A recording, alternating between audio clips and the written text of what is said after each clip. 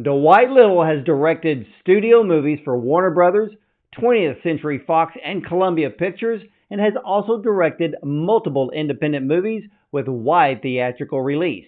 He has also directed 3 primetime television movies and 90 hours of network series television. And Dwight's new memoir, Still Rolling, Inside the Hollywood Dream Factory, as he takes readers along on a movie-making adventure that is by turns funny and brutally honest. And there are many on-set interactions with well-known producers and stars, along with detailed descriptions of film shoots from the wilds of India to the banks of the River Kwai. Included are tales from the jails of Madrid to the jungles of Fiji and the Cold War streets of Budapest. The work connects the golden age of Hollywood to the highly successful premium television of today. Now, whether the reader is an aspiring filmmaker or just a movie lover, this book has it all, including a unique insight into television directing in the new streaming age. So, ladies and gentlemen, let's welcome our esteemed guest, filmmaker Dwight Little, to the show. Welcome, Dwight. Good morning. It's nice to be here. You read that beautifully. Well, thank you so much. And I have to say, too, I read your book from cover to cover, and what a wild ride. And you didn't gloss it over, I will say that. Well, it wasn't too bad, was it? I think you may have scared some up and coming filmmakers away. Well, but the ones that stick it out, they'll be ready, though. If they push through, they'll be ready. Well, they will. So, right off the bat, why did you get into filmmaking? And you have to give me an answer more positive than Sidney Pollack gave you. But no, he was not too helpful. It wasn't, I think I mentioned it, but it was an early bug. It was like eighth grade Super 8 cameras.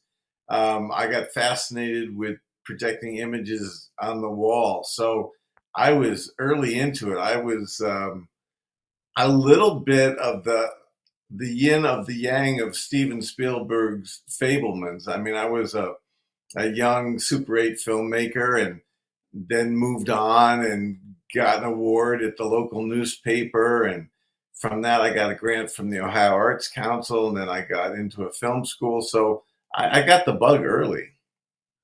I love the fact that, when I hear people say, oh, yeah, I started with 8 millimeter. And I have had the opportunity this year to go through and watch so many short films. And one of them was shot on 8 millimeter. One was Really? shot on 16, one on 35. And of course, the rest of them were all using all of the new digital technology. But, when I was reading your book, you kind of started off with Sandy Howard, who Yeah. heard about you by your short film, Americano.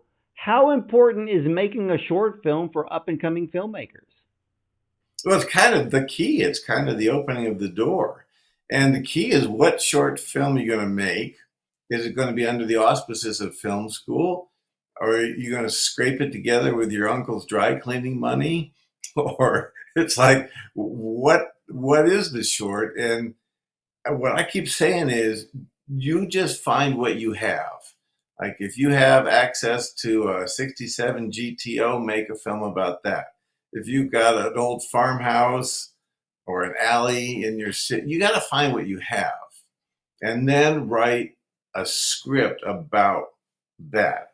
If you know a neighbor who's a pretty good actor in the local community theater, get them, because you're going to be judged on the script and the performance.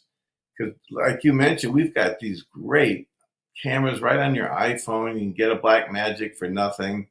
You know somebody who has a Canon or a Blackmagic. These cameras are everywhere. So, but you got to get script and performance and go from there. And you got to decide who you are. This is another point I make. Are you the rom-com guy? Are you the scary movie horror guy or gal? Like, what's your thing? What are you bringing to the party? You can't just, I don't know. It can't just be what you like. You have to have a brand. It's very important, even from your first short, I think. Well, yeah, I've talked to a lot of short film directors who, especially this year, some of their films came from something in their childhood. Yep. Some, they wrote a diary or had a journal, and they pulled things out of that to create the film. And then others, they were just sitting around, had a one line idea, and just ran with it. And and I want to ask you, because since you were at the top of the list when it comes to working in Hollywood, and you can be as careful as you want to answer this question, in this year's live action short category, there's filmmakers who have been lucky enough to be Oscar qualified. It's on their very, very first film. Right. Then there's the big major studios who spent a couple of $1 million on a film less than 20 minutes. What does the studio get out of it? I know what the up and coming filmmaker will get out of it if they get shortlisted or even get a nomination. But why would a studio waste their money on a short film? That's kind of a tough answer for me because I've never heard of it. I wish I'd had $2 million to make a short film. I've never heard of that, honestly. Yeah, because Maybe it's a DEI thing. Maybe it's part of that. Maybe it's part of their effort to be inclusive and develop new talent. I just don't know because I've never heard of it. I mean, a lot of people make shorts in film school. There's the UCLA shorts, the NYU shorts, the USC shorts, Chapman. There's 8 or 10 of the major ones now. Loyola, they make shorts. But I think here's the thing. When you go into the room of the first meeting you have with a producer or a studio executive, why are they talking to you? I think everybody has to re-engineer this backwards. I don't care if your friends and your neighbors liked it. I don't care if the local critic at the paper liked it. It's like, who cares really about your childhood? I don't. Who cares about an idea you have for an alien movie? I don't. You got to be brutal with yourself. Like, how dare you say, I want to be a movie director? Like, why you? What have you got that isn't out there already by the bucketful? So sit on the other side of the desk and you come into the room and you sit down with your little story about how your parents got divorced or you broke up with your boyfriend or whatever it is. So I guess what I'm saying is this is my tough love version of what are you bringing to the party that they don't already have 50 of? And that's the key. Tarantino actually talks about this. And he says, what is the movie that would never have been made unless you made it? Like, what is that movie that only you made? And if you can't answer that question, what are you doing? So I'm a little bit harsh about this because I've seen, like you, I've seen thousands of short films and first features, since my days at film school, 16 millimeter, 35, 8 millimeter, digital, Betamax, I don't know, all of it. And the thing that stands out, I mean, go back and look at Reservoir Dogs. That's a first feature. But yes, the actors are great. Yes, the direction is there. It's that writing, that made him, a superstar. So same with Robert Rodriguez, who I've worked for, and he famously sold blood to raise money for El Mariachi and shot it down in Texas on a road, with a bunch of friends. But he had a point of view, he had a vision, and he had something that no one else was doing. And so there's a guy who didn't go to film school. He's got an empire down there in Austin now. yeah, well, I know, and because with Tarantino and then Rodriguez, it's almost like they stand barely outside the line of Hollywood. They make I their own think rules. well, they both do. Yeah, you're right. I remember a few years ago, my television director and I were in Austin. We were working on this piece with this blues guitarist, and my director goes, "Hey, you know Rodriguez's place is here in town." So we actually tracked it down, went down this road, drove up to the gate. Of course, it's chained and locked, but we just kind of sat there and went, "Man, we're sitting here in front of Rodriguez's gate." That was great for us. Well, that's Troublemaker Studios. And Troublemaker's on the end of, like you say, it's kind of out at the end of a weird road. And I did, I think, 4 episodes of a thing he was doing called Dusk Till Dawn, a TV series. And, Robert's got stages in there. He's got props. He's got wardrobe. He's got transpo. He's got AD. He's got accounting. He's got post. It's a studio. It's a full-on studio. And the great thing about to work for Rodriguez is he doesn't micromanage his directors. If he hires you, it's that old thing. You got enough rope to hang yourself. So just you better deliver, because he's not going to tell you how to do it, but you better figure it out. Well, that was the thing about your book. I'm reading along. You're bringing up. You go from the very beginning, and you walk us through every step. And I'm sitting there, page after page, thinking, this is not glamorous. No. This isn't glossy. And of course, you're writing during a time before the digital age was ever even thought of. Right. I mean, how many feet of film are you shooting a movie with, and having to go into the editing room, and I mean and then dealing with the pencil pushers, sitting in a conference room with a bunch of people that in reality only care about money and have no clue what it takes to make a film. Well, first of all, let me interrupt you there. Yeah. It's only about money. The art is a repercussion. It's an echo. It's the second thing. It's all about money. It's like TV is about money. Features are about money. The SAG actors are screaming about money. The writers are screaming about money. The studios say they don't have any money. It's all about money. And you have to get that into your head early on, unless you're doing it as an artist, like kind of an avocation, like you're going to show it at the local museum or the local art institute. Meanwhile, you're a mortgage broker by day, but you have a passion for film and you make artistic films. I mean, that's great, and I embrace that. But if you're having the arrogance to say, I want to pay my light bill and my car payment and my mortgage because I make movies, you got to get real very early. And I think, I talk about that in the book as well. You got to figure out the money. I bet you better be a great bartender early on. Well, why did you decide to write this book now? That's a great question. One of my Free Willy producers, Jenny Tugend, she was teaching at UCLA, and she invited me down to do like a couple guest lectures in the evening. And I went down to these big lecture halls at UCLA, and they were packed. Now, not because of me. It's just there's so much interest in meeting with and talking to working filmmakers. And it was like 45 minutes, and I didn't begin to answer the question these people had. Young, bright, enthusiastic, interested men, women. By the way, it's UCLA, so they're from all over the world. And so I thought,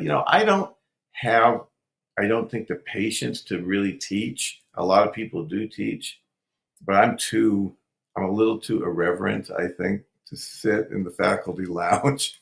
But I thought if I write this all down in the book, maybe it could be helpful. So I thought I should start writing this down. That's kind of how it sprung up. Well, what I loved about the book and the way you tell the stories, there's a difference between being idealistic and being realistic. And for anybody that wants to work in television, in film, even the music industry, it's fine to be idealistic because you have this dream, and that dream is at point B. But the line between A and B is where realism comes in. And you have to prepare that that road is not going to be a straight line. I And it would, I makes, would, I would correct what you're saying for a little bit, yeah, and that is to say, I don't think it's fine to be idealistic. I don't. I think that's a pipe dream, and it doesn't do anybody any good. It doesn't help your parents. It doesn't help your children. It doesn't help anybody. You can you get realistic early. Get something going. Get a name for yourself. My rule was no commercials and no pornography. That was my only. Those are the only two things. I had a political reason why I didn't want to do commercials because I felt that I was a young man, of course, but I felt it was destroying the culture. So that was kind of my idealism. And then I don't want to be involved in the low life of pornography. It just doesn't interest me. So anything else, an educational film, a student, I'll shoot whatever you want. A second unit, main unit, anything.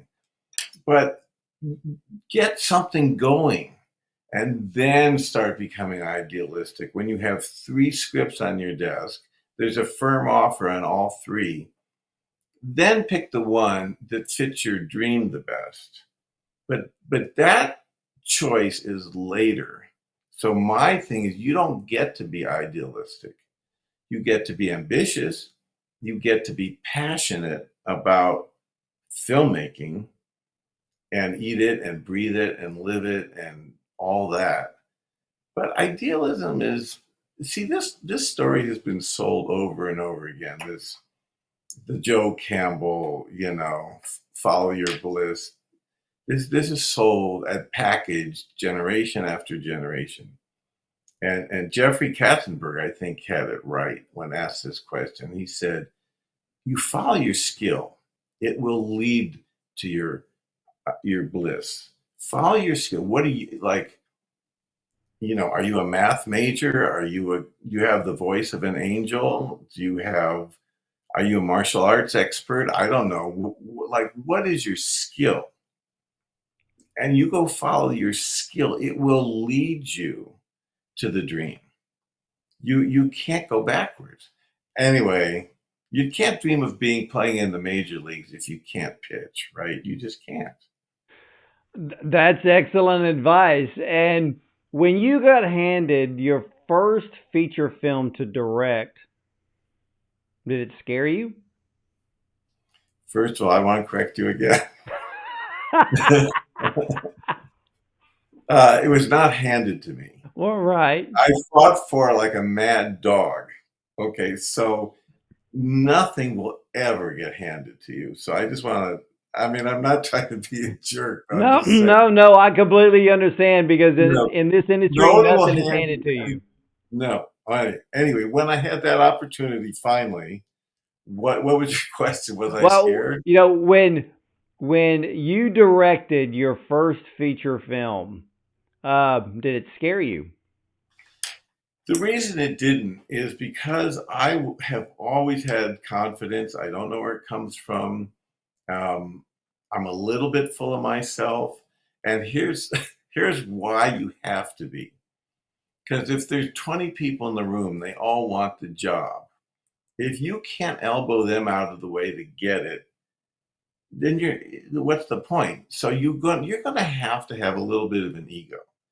And you can't work with a major movie star and then be offended that they're a narcissist. It's like, well, of course they are. They're an international movie star.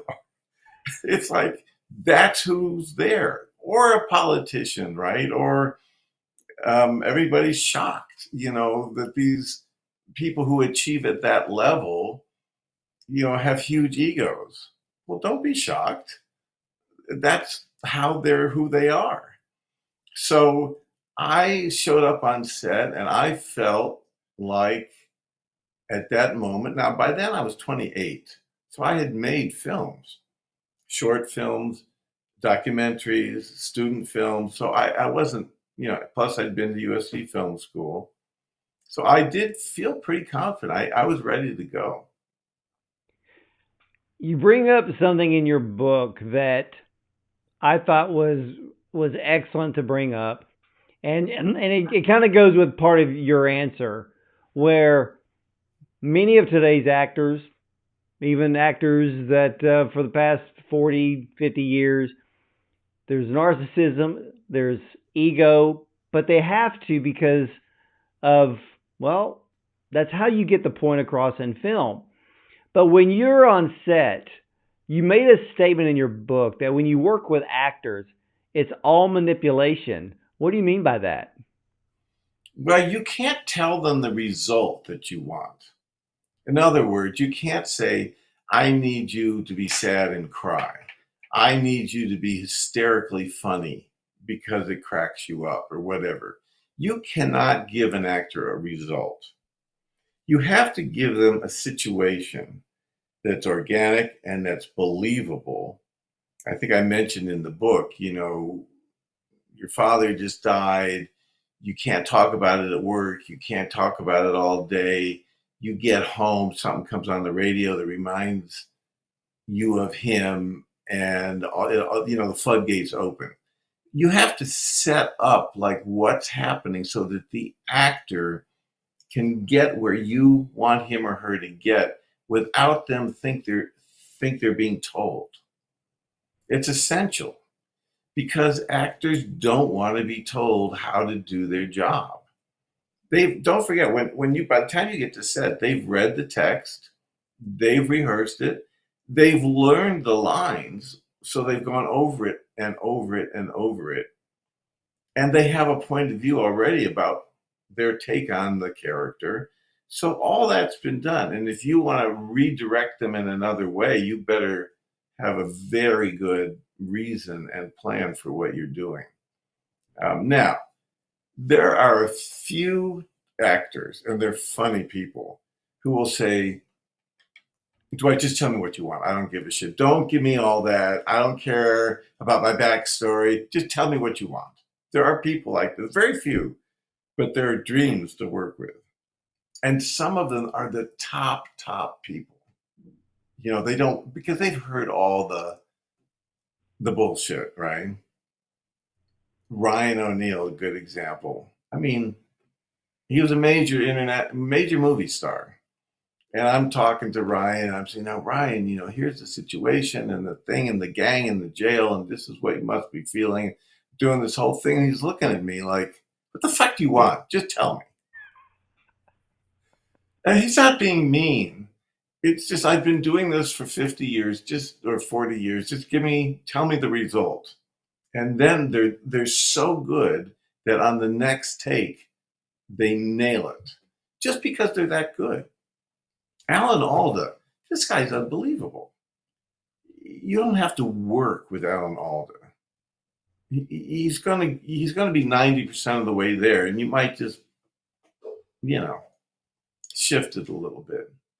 So you got to play it to the individual, but try not to just tell an actor what your end result is. I guess that's a long-winded answer. Well, no, because I love the fact that the way that you work with actors and the way that you explained it in the book, you are never looking for trouble. You are always trying to find a way to get the result.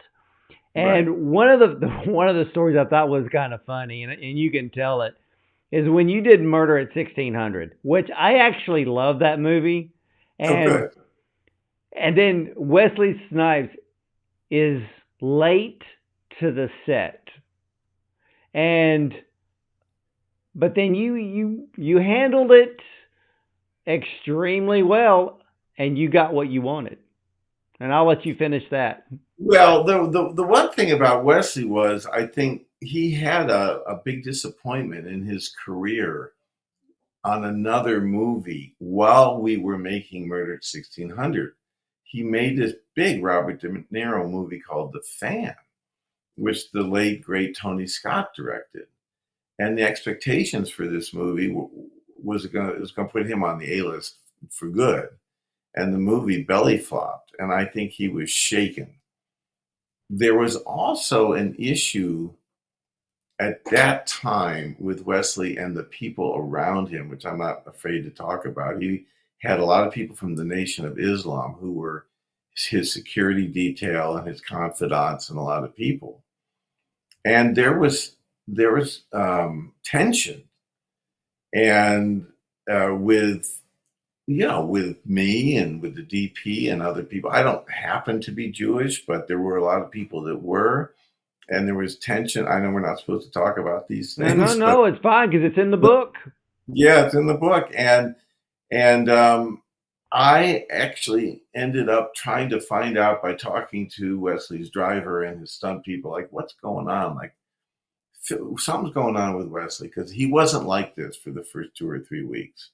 We would talk and we would engage in typical director actor dialogue, and we were working together. We weren't going to be best friends, but we were working together. And then all of a sudden it changed. I asked people what was going on, and then I ended up working with his stunt coordinator and double. And I started to work with him, and then he would relay things to Wesley. And for whatever reason, Wesley was comfortable with that line of communication. And of course, I've never had to do anything quite that around the block again. But I was willing to do it because I needed to keep the movie going. I didn't want to call the studio. We had one day, where I think I mentioned Arnold Copelson showed up on set. And I don't know if people remember him, but in his day, he was at the top of the food chain. The Fugitive, Platoon, Seven. I mean, he was an old school cigar smoking, big time producer. And he came to our set and he sat down in a chair and he just sat there all day. Didn't say a word. And everybody behaved.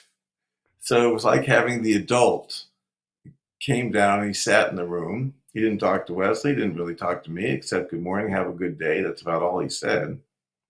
But I'm telling you, it was unbelievable. Just the exercise of power.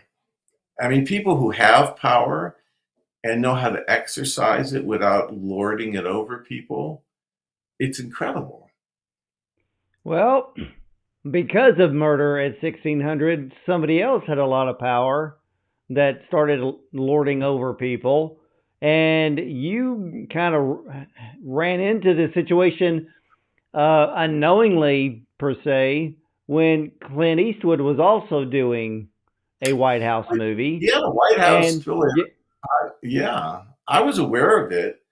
I was aware that they had actually scouted some of the same stages in Toronto. They decided to build their Oval Office here, I think at Warner Hollywood. We were aware of the movie Absolute Power. I don't think he was aware of us. I mean, he was Clint Eastwood and Gene Hackman. We were like a little Wesley Snipes movie. But I was promised over and over and over again that we were coming out in January, which is considered like a graveyard for studio releases. January is like the dumping ground. And it was like, look, we want to make our money and we're going to have a great DVD sale. They knew it. We were kind of the lesser cousin. But then we went out and tested the movie. And Bob Daly, who was the head of Warner Brothers, was there. And the movie tested great. So somebody talked to somebody at Malpaso, Clint's company, and now, listen, if I was Clint Eastwood, I would have done the exact same thing. So I have no beef with him because I would have done the same thing. It's like, I'm going to protect my movie, right? It's every man for himself. It's like, I don't have to extend a courtesy to Dwight Little and Wesley Snipes. So they did what they promised they would never do, which is they bumped our movie to come out behind Absolute Power. So we looked like a copycat. We looked like, and literally every review was like, just like, last month's Absolute Power, ... And it was devastating because I don't know. I was aware of it from the beginning, and but that's, I guess, my naivete. That's on me, I guess. Well, the thing is when I read that whole story in your book, and I'm thinking, okay, I've seen Absolute Power, I've seen Murder at 1600, and for me as the audience, I just put them side by side and I go, one's not better than the other. They're Yeah. both entertaining, they're both great movies, and I don't really think the audience even cared if both of them were shot at the White House or a White No. House set. It was all the pencil pushers and the marketers bringing all that crap up. Yeah. It was too bad. I I think my movie's better, but that's okay. I that's Of course I do. Um, but I felt Absolute Power wasn't really the setup. I thought wasn't believable. I just thought, really, a second story jewel. I don't know. Anyway, uh, I but it was bad for us. Let's say it was a real thing, and I certainly bear no. He doesn't know me, Clint Eastwood, but it's like he did what I would do the same thing. Yeah, well, either way, Murder at 1600 is a very good film to watch. I enjoyed it, still do. And you also told a time where you were on set, you were directing a film, and I love this because you said every filmmaker should try to nourish his vision as it's vital to the success of the movie. Close your eyes, play the movie cut for cut, and the rest is details. How has that helped you throughout your career? Well, it's the confidence thing that I was talking about earlier. It's like I've walked on set, maybe 150, 200 people standing around, and until the director gets there in the morning, having had his breakfast sandwich, it's no one knows what to do. It's just, there's great gaffers and great DPs and prop people. These people are the top of their field, right? But without what I call the vision, it's just like, at loose ends. So when you've cut that day's work in your head, you've seen the shots, not only what shots you're going to get, but how the scene's going to play, and it's in your head. Then when you walk on set, in a sense, you've already done it. I mean, you have to make accommodations for blocking changes and lighting changes and all that. But you could go up to the first AD who walks up to you. You're usually a little early. He says, "Okay, what are we doing?" And you're like, "Okay, first shot's over here. I need 15 extras back there. I need our hero to walk A to B here. We're going to have a dialogue here. I need a limo crane. I need a Techno crane. I need two dollies, two long lenses, and this is what we're doing, and we're doing this first, and we'll be ready to rehearse in a half hour." Now, he's the sergeant, right? He's the man, he's boots on the ground. Now he's got it, right? And he gets all this going. So each department is now on the move. And the actors are in the chair, and they bring them out still with their hair up in curlers and their makeup things on. They come out early, and you run the scene and block it, and they complain, and we work it out. And then when we all agree, then I mean, maybe I'm getting too much in the weeds here, but then we mark the scene. They literally, each actor has to do his moves, and they mark it with tape. Then they go back to continue their makeup and hair to get ready. Now the second team of the stand-ins come in, and the stand-ins have been watching and studying all morning so that they can replicate exactly where the actors went and on what line. And sometimes the stand-ins will say the lines. So now the camera operators and the lighting people, they they set it up all with the stand-ins. And then the first team comes back, and everybody looks real pretty, and everybody's ready to go, and we're lit, and the cameras are ready, and now we start shooting. So, another long-winded answer: you got to have it in your mind when you get out of the car in the morning. It's already done in your head. I guess that's what I mean by playing it in your mind. Well, yeah, I mean, to me, I look at this interview with you, Dwight, as a filmmaker's interview. I interview so many film directors and producers, and some of them give us that behind the scenes look on how certain things are done. That's why your book is such an amazing read. I mean, Okay. even when you explain that time when you're doing this movie and there's a train scene, and then you find out that the train can is not even allowed to leave the station or the platform because they closed off a section of the track, about a half a mile or so away, and you only have so much time because this is the only time you can shoot this scene. Can't come back another day. Too much money's involved.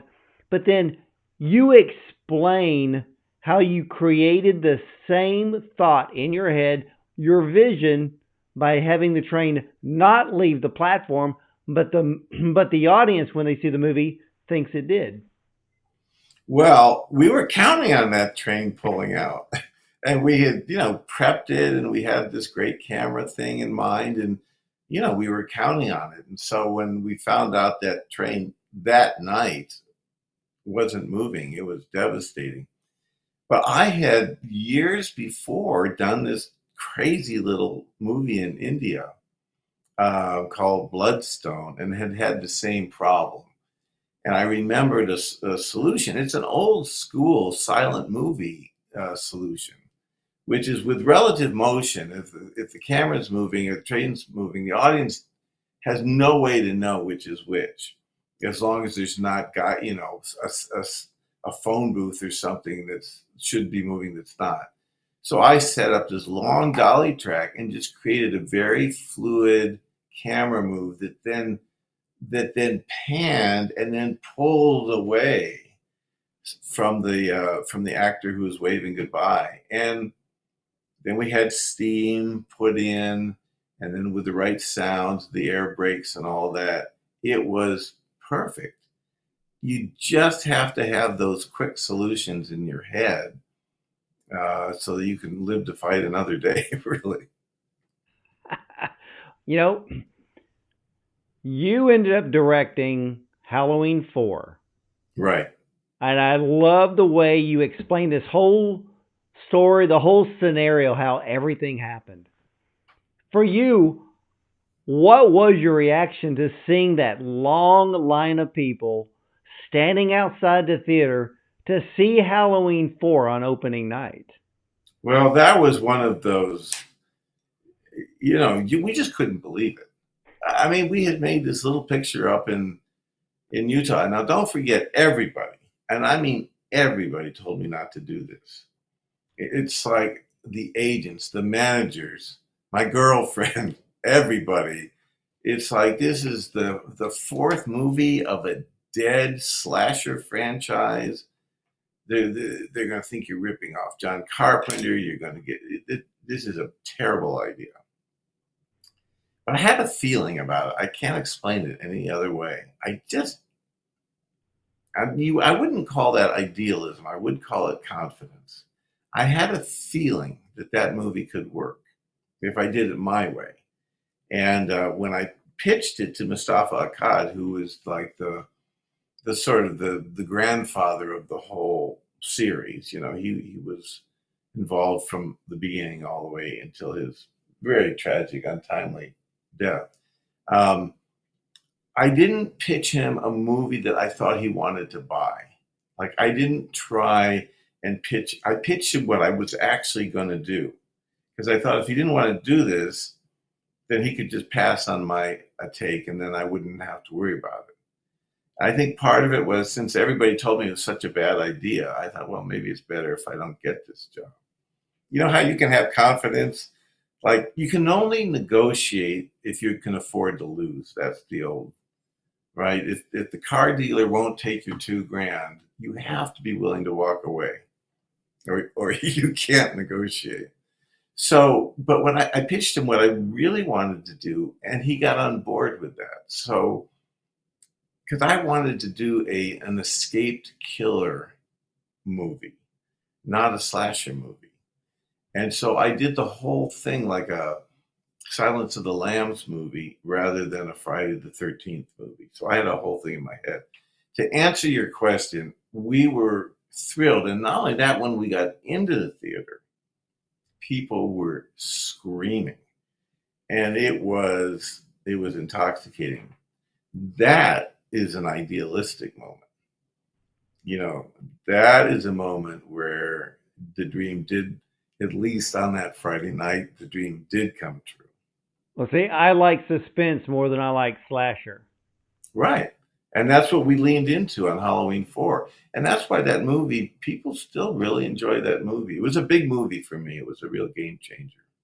Yeah, I was talking to a an up and coming filmmaker, and we got on the discussion of using actual film because he used 16 millimeter versus doing the same work with digital. And Doesn't matter. he had some nighttime scenes, and his take on the two, he says it's for him it was based on shadows. So your Halloween 4 kind of brings this thought into my head. With film, the black has a tendency to dance because of the grain of the film. Digital, it's just there, it's flat, it doesn't move. But with film, the audience may not know it, but their senses know, and it seems to build up the suspense even more if you're shooting with film. Am I getting that even close to being right? Yes, but I mean, I can go down the rabbit hole with you about film and digital for 3 hours and, grain and all that. But your up and coming filmmaker shouldn't even be thinking about this. It doesn't matter. What his blacks look like at night don't matter. What matters is this: who the actor is, what he's saying is the scene working.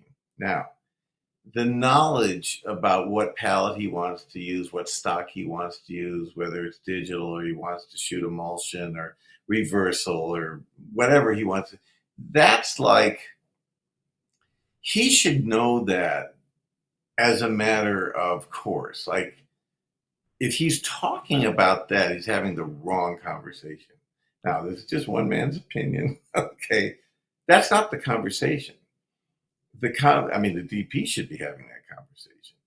The conversation is, what is this scene about? Is it funny, suspenseful? Is it sexy? Is it dangerous? What's the scene? Are these actors delivering this scene?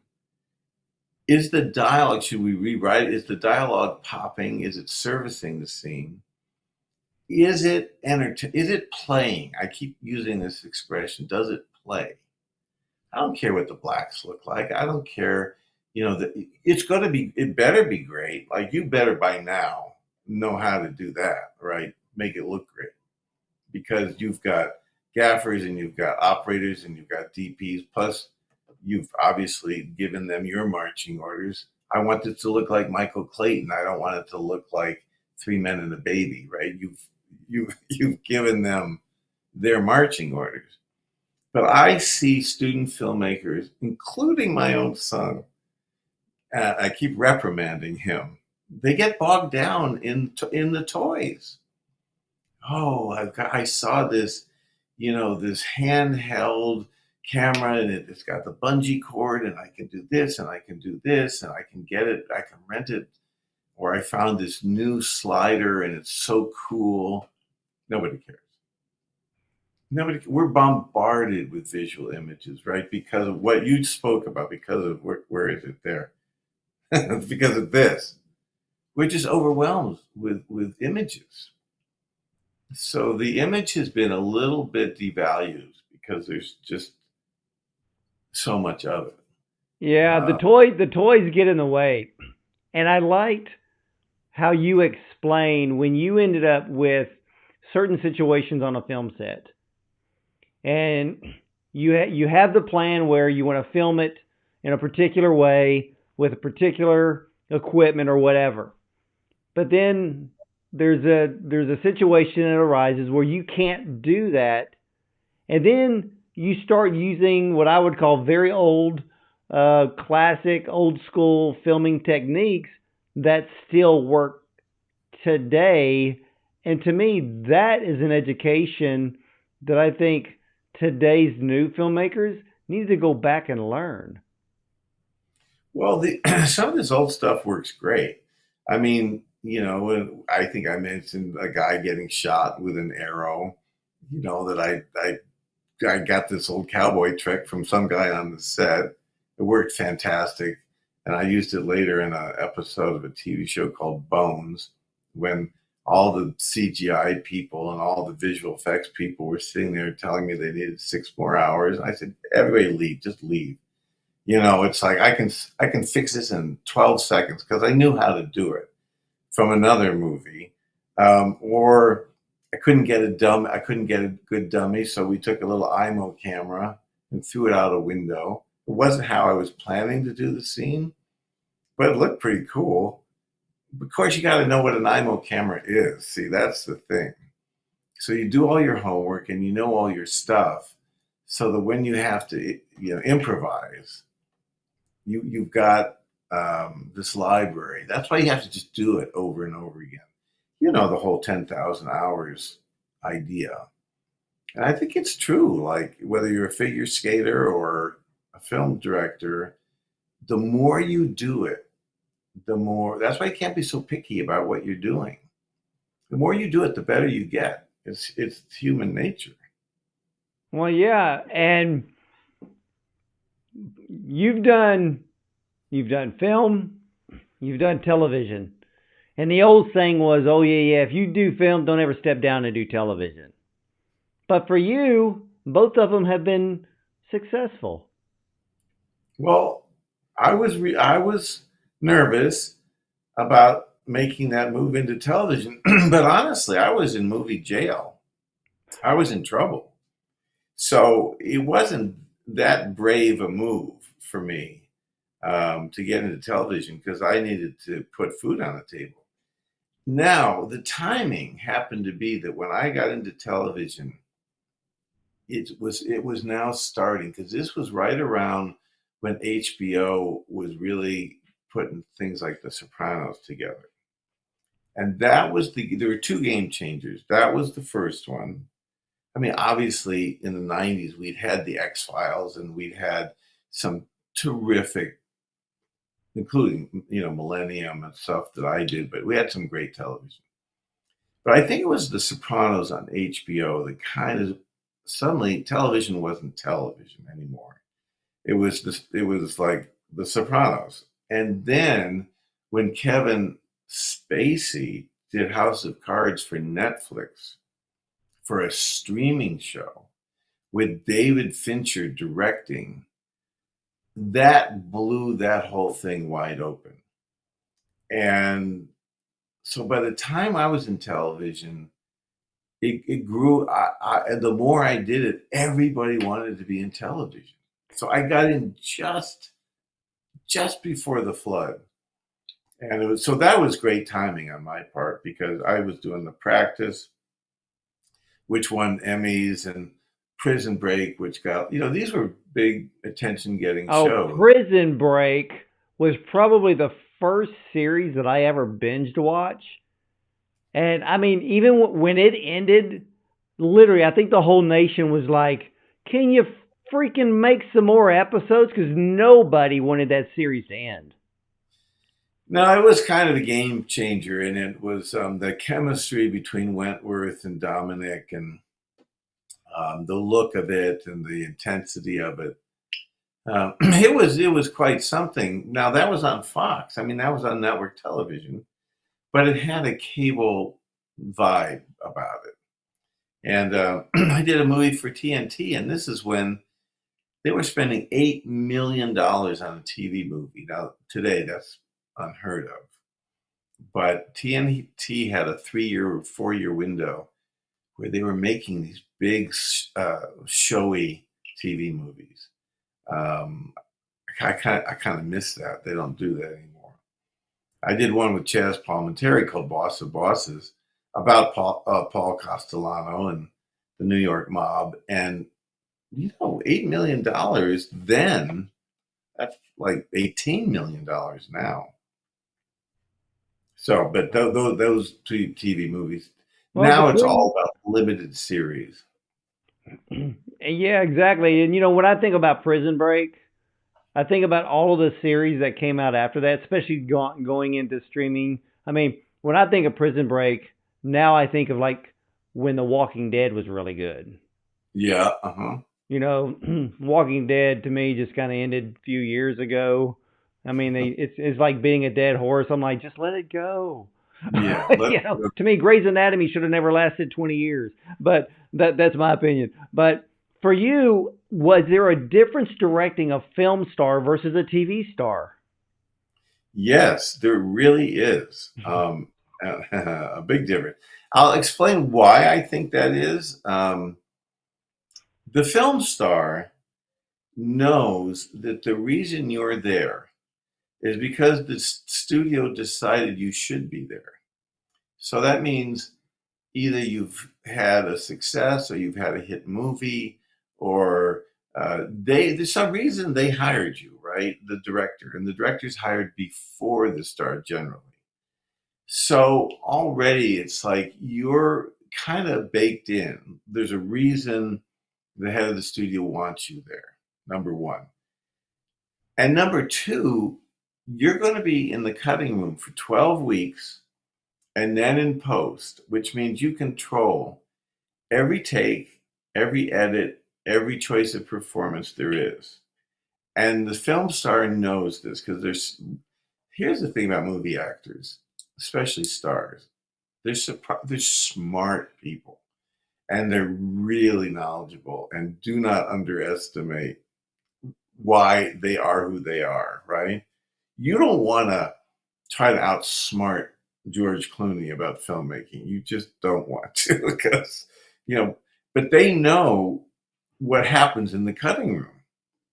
So if they're going to go to war with you, they know that they're going to be gone onto their next movie, and you're going to be in the cutting room with their face and their voice for 10 or 12 weeks. So that's the second thing. So you have a little bit more baked in authority on a film set. Also, we have a cultural tradition that a film director is running the set. And the writers, at least on my film set, were not even there. I mean, they're just not even there. They're long gone. Now, the producers are often there, but not the writer. Now, in television, you are a guest. It is the showrunner's party, it is the writer's party, and that actor, the lead of that show or actress, is there for 22 episodes. They will see 8 or 10 or 12 directors in the course of those 22 episodes. So we come and go like cannon fodder. Like, okay, who's the guy? Who's this week's director? Or, this episode's director. So they're there, and they have all the power. And you know what? Maybe rightly so, because they're the face of the TV show. The one I got along with so great, I'll mention, is David Boreanaz. He was on Bones for 12 years. So was Emily Deschanel. They are Bones, those two. And the showrunner, Hart Hanson, was there for 12 years. That's their show. Now, I come in and I do everything I can to make my episode as good as I can. But I'll be gone and they'll still be there. So it's the absolute flip in terms of the power and authority. And if the two stars want to get it, you never get fired from television. You just don't get invited back. That's how it goes. Well, if a television series has different directors within a season, how do they keep the look of the show consistent from week to week? Because the production designer, the DP, the cast, the sets, and the writers are all the same. So they kind of hold the feel and the tone of it together.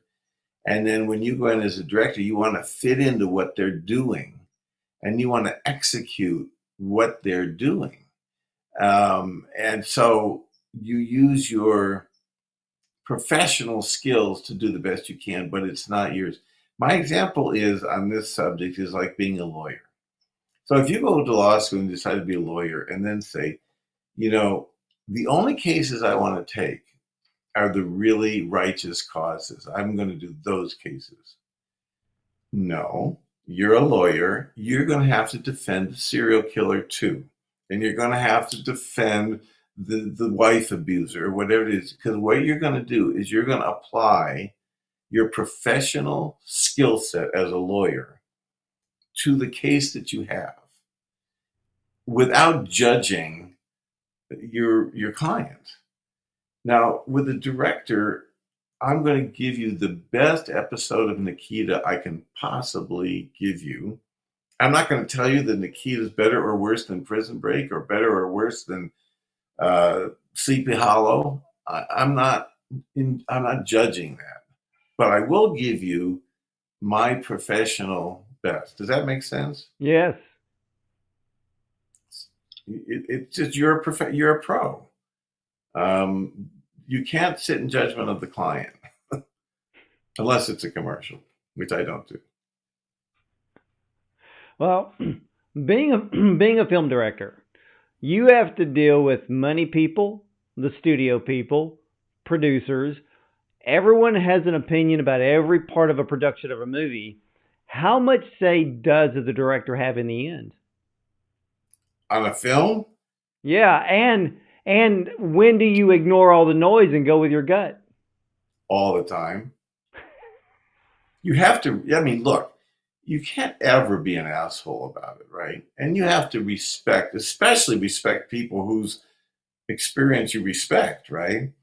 But even from people who you have to do your own thing no matter what, even if you're going to get fired. And I have been fired, by the way, but not very often, thankfully. Was that Monty Walsh?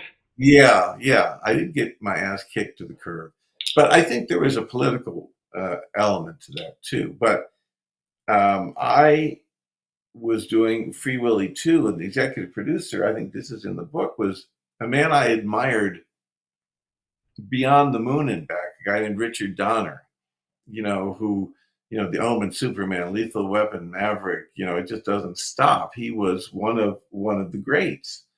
And he was on my set being an executive producer, not bothering me. But I started to get these people saying, well, maybe you should shoot it this way. And I was starting to get notes. And I didn't do them. Not because I was trying to be a jerk, and certainly not because I disrespected Richard Donner, who can do no wrong. But he was wrong about this. He was just wrong about this because it wasn't his film. So I was more, baked into it. And the tools that he was suggesting that I use were not the right tools for what I was trying to accomplish. So I just nodded and just went about my business. And you know what? He's way too experienced not to respect that. In other words, instead of stomping his heels and saying, he won't listen to me, and he's like, okay, I get it. So is it risky? A little, you can get into trouble. But they want a director, right? That's why they hired you. They want a point of view. I hope. Not so much with the MCU kind of movies. I've never directed one of those, but I know a lot of people who have or have AD'd on them. And that is more like television. That's a bit like a committee because they're protecting the universe, right? They're protecting a whole arc. I did Agents of S.H.I.E.L.D., the TV show, and I got a little taste of that Marvel universe. And there's so many executives and so many people, and it's all about the marvel of it all. So you are kind of at best, a part of the team. on a movie. Like if you're going to make Aquaman, I mean, I know James Wan; he's a good director, but you're not really making a James Wan movie. You're making I forget if that's DC or Marvel. I get them confused, but you're making Aquaman 2.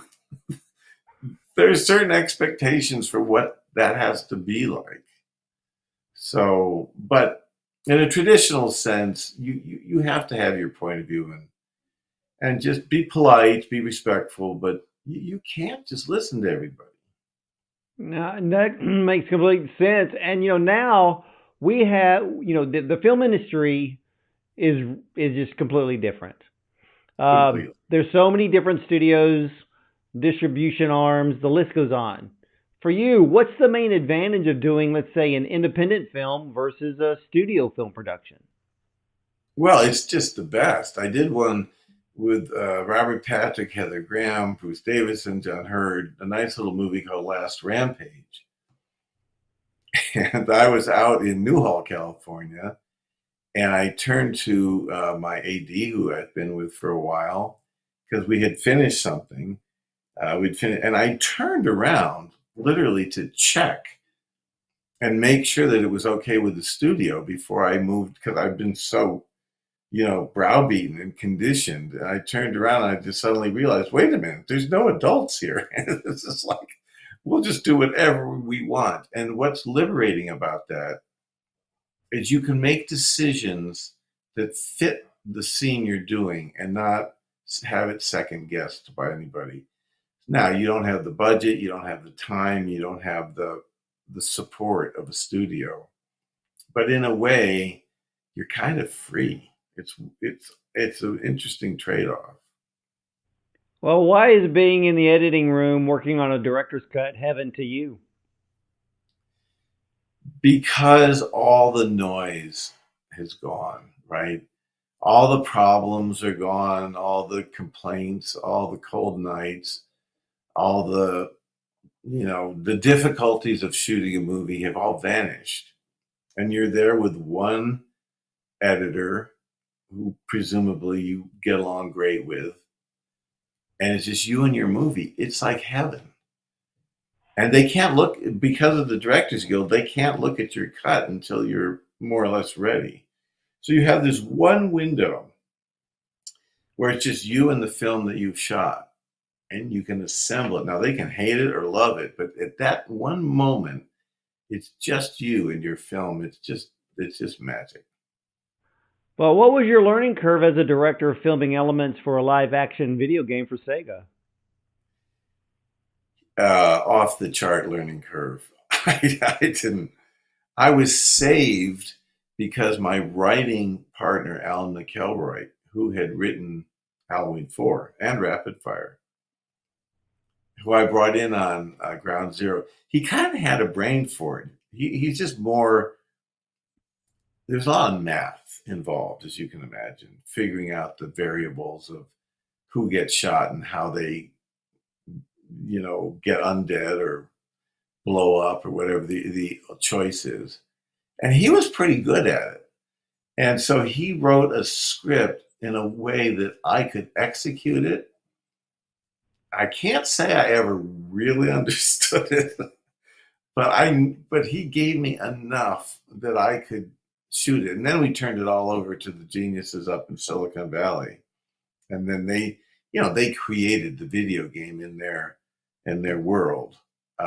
We just had to get them everything they needed. That was a wild experience. Well, is that directing a bunch of people with the little white things all over their bodies wearing a green screen suit? Yeah, some of that for sure. But also, it's all about how do I say it? It's like about the branches. What is it in sports? Where you see the branching, uh, like Oh, in the end, like the in the end, Final Four like for a final. basketball. See, Yeah, like the there's. grid. I don't know. I just call it the grid. So imagine there's a choice that the hero can make, the shooter in a point and shoot game. He can make one of, let's say, 8 choices, in terms of how to kill the alien or the monster, whatever. Ah, the So bracket. They call it the bracket. bracket. So it's bracket filmmaking. That's exactly right. Brackets. So you have to shoot all 8 brackets so that the computer guys, when the player makes a choice, the computer guy can give them one of the 8 bracket alternatives. So this is crazy, but you have to know what it is. So you could shoot him and he could just die. You could shoot him, he could turn out to be a civilian and you committed murder. You could shoot him and he could blow up. You could shoot him and he comes back at you as a full alien.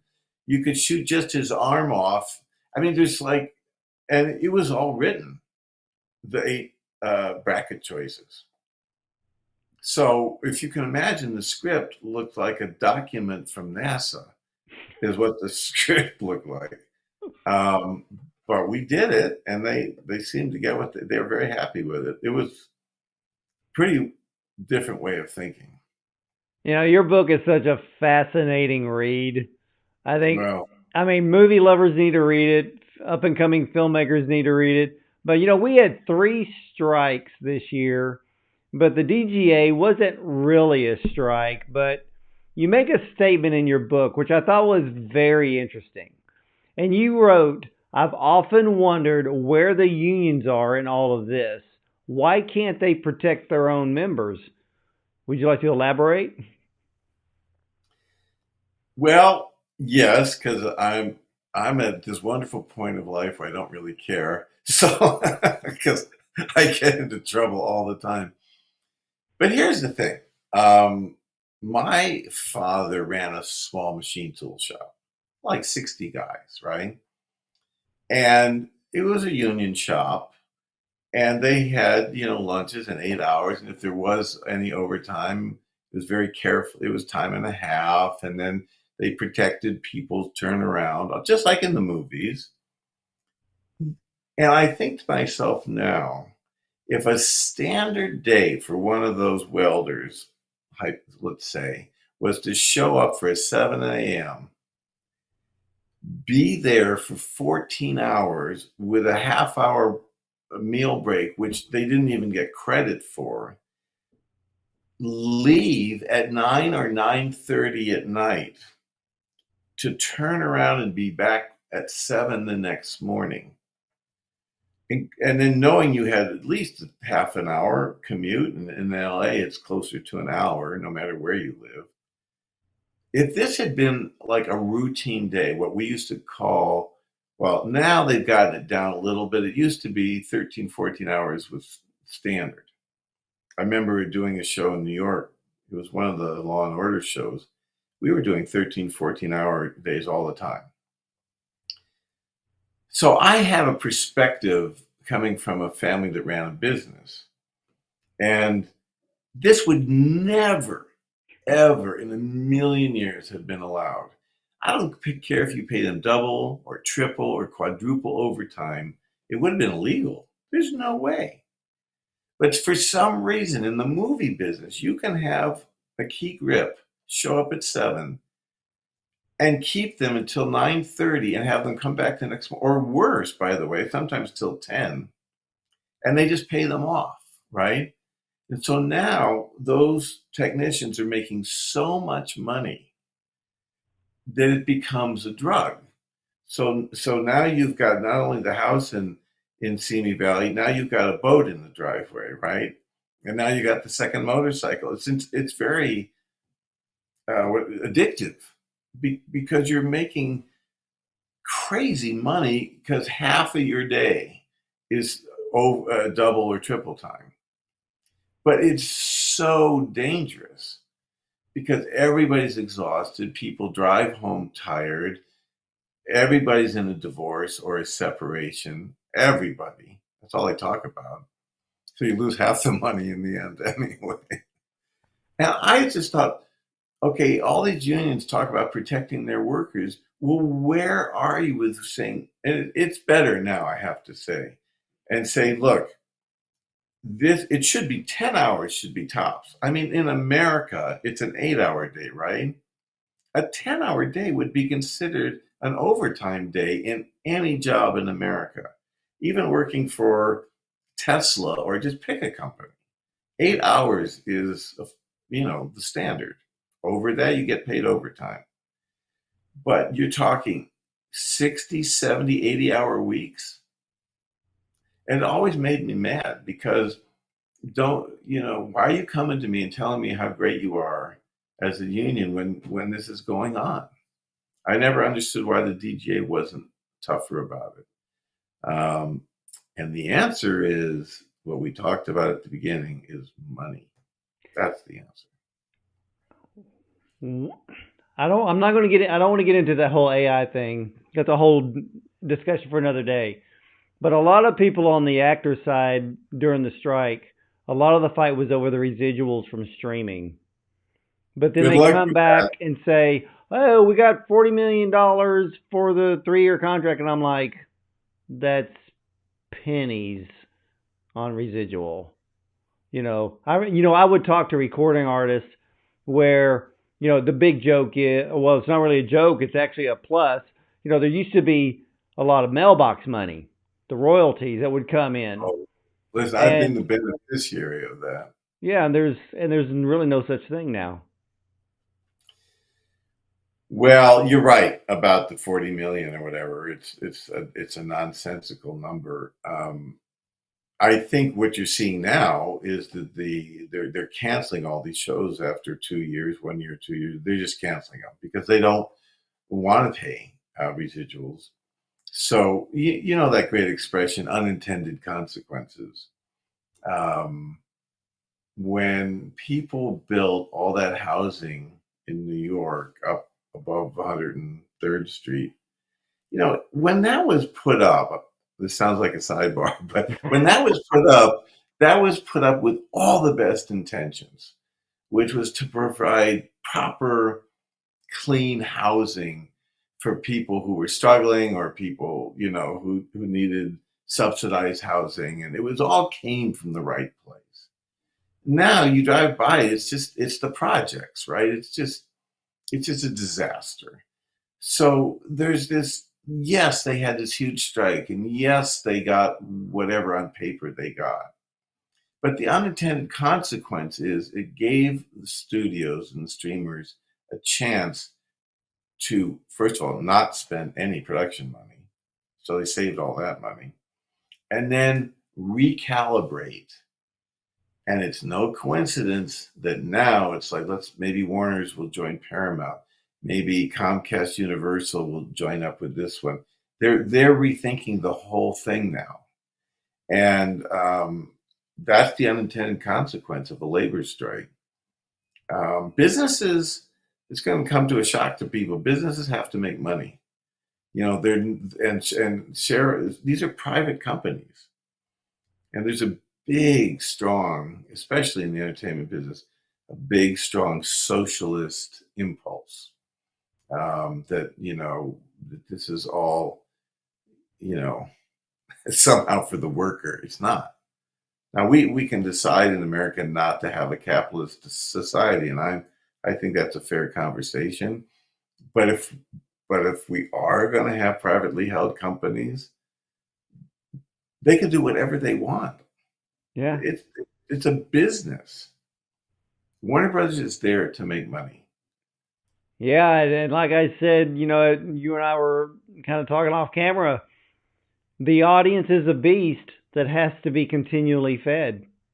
And there's a ton of money that has to be there to do that. And a lot of these companies are sitting on mountains of debt that they're just going to Now, write off because there's no way they're going to be able to pay, earn enough they're not, money to pay it off. they're not going to pay the writers and actors. That's a pipe dream. Look at Disney. Disney decided they weren't in the entertainment business anymore. They decided they were in the social justice business. I don't know who there decided, but somebody decided that they had a mandate to change society.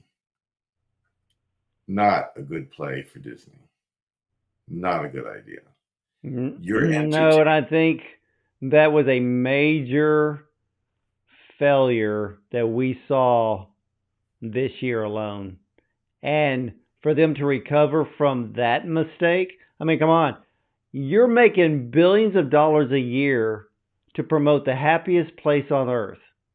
And you made the happiest place on earth not happy anymore. No, they're And cranky and upset. yeah, and here's the deal. The only thing that's going to make Bob Iger and the rest of the stockholders happy is that their little world is making money, and they found out real quick their world's not making any money right now. No, they forgot. In my opinion, they forgot who they are. They're a family entertainment company. You let the politicians change society. You let that somebody else does that. That's not your job. But listen. I'm an outlier in all this stuff, and I'll talk to you honestly. But in Hollywood, people are very careful about what they say. Very careful, Oh yeah. because this is like there's one party. It's like there's the party, like in the Soviet Union. It's like you don't talk against the party, or there's consequences. Oh well, And yeah, yeah. To me, film should be entertaining for the audience. Plain and simple, nothing more. Make them feel good. Maybe you want to scare them with a horror movie or make a well, rom com. It's but entertainment, so entertain the audience. yeah, but I'm all for artists, genuine artists, being supported, because back in the 70s, Sidney Lumet was making wildly socially conscious movies, The Pawnbroker and Serpico and The Verdict, and these were powerful movies, but they were also cop movies and law. They worked as movies. So I'm all for a true artist expressing. I was just picking Disney in particular because of their brand, right? They have a brand, and what they're doing is completely counterintuitive to their brand. I mean, with Paramount, or I suppose even what used to be Fox, those are legacy studios, and there's always been a social justice element. Marty Ritt and Friedkin and all these great artists, but there's something about it coming from Disney that's uncomfortable for some reason. I don't know. No, no, you're right. They're a brand. The others, Warner Brothers and Fox and Paramount, they're studios. So there's it's a completely different thing. It is. People I mean, people collect Disney stuff. They got rooms in their house that has every Disney figurine. They love that. They love the feeling when they would go to the park. And that vision has been dirtied, has been dragged through the mud. Unnecessarily. It just seems so unnecessary. Like, Yeah. what did you get out of all this? I mean, if you have gay kissing in Buzz Lightyear, like, who wins? Like, I don't get, that's No, I fine. get it. I get it. And, but in the end, I'm just like, people, the film industry, just entertain us. That's all I want. When Yeah. I sit down, I want to be entertained. Or be And, a good artist, be a great artist, I mean, we love having Spike Lee, and we love having P.T. Anderson, and we love having artists who are capable of taking the medium, uh, but yeah, I agree. I agree. I love those types of filmmakers that they raise the bar a bit, yeah, make us but think differently.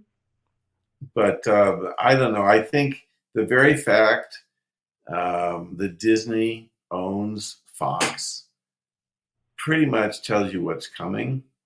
I mean, I was at Fox. That's kind of my home for years. I was at Fox. I did Mark for Death there, and Rapid Fire, and Bones, and Prison Break, and I was at Fox all the time. And that's a legacy studio. That goes back to Daryl Zanuck and the founding fathers. And now it's part of Disney. It just seems, I don't know. Well, It seems great. I think back, and I miss the days, and I'm not going to call, to me, filmmaking is not simple.